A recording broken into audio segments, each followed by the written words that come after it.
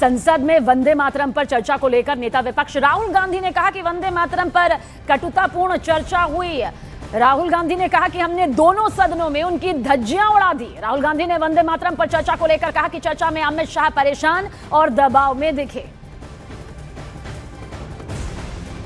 वंदे मातरम और एसआईआर पे तो एक्रिमोनियस चर्चा हुई और मुझे तो काफ़ी अच्छा लगा क्योंकि दोनों डिबेट्स में हमने मतलब धज्जियां उड़ा दी उनकी। आपने अमित शाह को देखा होगा, डिस्टर्ब गाली तक दे दी सदन में, तो मेंटली डिस्टर्ब थे, प्रेशर में थे और उसका रीज़न है क्योंकि वो वोट चोरी में मतलब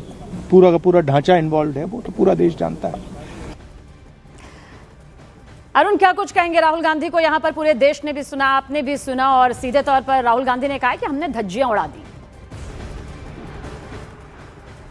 देखिए, पिछले दिनों जो दो चर्चा हुई है, एक तो चुनाव सुधार जिसके अंतर्गत एसआईआर के मुद्दे को उठाया विपक्षी ने और दूसरी वंदे मातरम पर। राहुल गांधी ने आज जो पार्टी के लोकसभा एमपीज के साथ सुबह मीटिंग की थी 9:30 बजे, उसमें भी ये बात कहा कि हमारी जो बहस थी, हमारे जो वक्ता थे, खासतौर से प्रियंका गांधी और अपने आप को खुद की, हमने तथ्य रखे हैं जिसकी वजह से सरकार परेशानी में और सरकार को जवाब नहीं सूझ रहा है। उन्होंने अमित शाह गृह मंत्री का नाम लिया और उन्होंने बाद में बयान भी दिया। पहले तो पार्टी सांसदों से कहा था, बाद में कैमरे के सामने भी कह दिया कि वो डिस्टर्ब नजर आ रहे हैं क्योंकि कथित रूप से जो वोट चोरी का मुद्दा उन्होंने उठाया था उसको लेकर के जवाब नहीं दे पा रहे। तो वंदे मातरम पर भी जिस तरह से उनका ये मानना है कि सरकार चाहती थी कि पंडित नेहरू को कटघरे में खड़ा किया जाए, उल्टे ये हुआ कि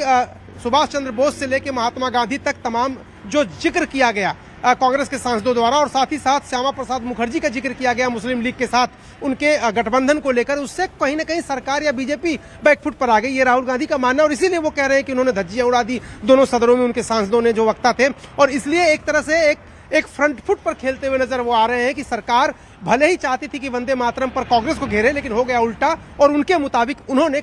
सरकार को बैकफुट पर धकेल दिया।